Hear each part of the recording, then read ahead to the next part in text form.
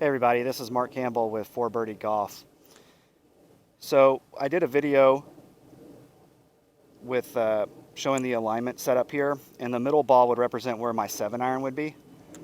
So I've got a driver in my hand. I wanted to do this visual to show where my driver ball position would be. That would be my 7-iron ball position in the middle there, right off the orange stake. And this would be my wedge. So you can see there's a little bit difference there. Some folks have a wider dispersion. Some may even have less. Heck, maybe you've never changed your ball position with the club. My recommendation would be back to my other video. So if this was a 7-iron kind of in the middle of my bag, I had about a club head between my heel and the orange stake. And I would practice that ball position with being aligned correctly. And then I just wanted to show this video to show what I would do with a driver.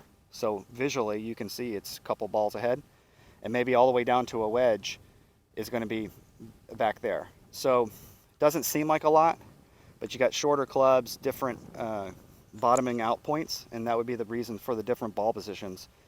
So I would recommend practice with a 7-iron, move it a couple balls up as you get to your driver. You know, maybe your 4-iron is in between the two. And then again, with this being the wedge, practice that. And in between those would be your 9 and 8 irons.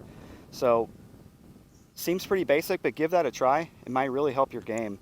And kind of final thing here is the purpose of a ball position being forward of center with this driver and my longer clubs is because on my arc, when I'm coming down to impact, with the driver, you want to be just on the upswing hitting the ball. If I had the driver in the back where my wedge would be, this one, I'd be hitting down on the ball, which puts spin. It's a loss of power, puts more spin on the ball, which would make it not go as far. So this would be the ideal position for a driver, that forward ball on the tee there, to hit that right on the upswing. And once you can start nailing that, you may not have swing issues that you think you do. It could just be simple setup. So that's kind of the purpose there.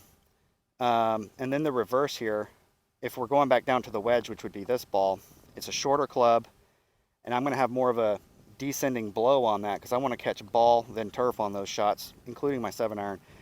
And if you practice this ball position and this strategy here, you're going to start hitting that ball turf with your irons. And as you're working your way up your longer irons, you're into your 3-woods and hybrids and driver all the way up to the tee where you're more on the upswing.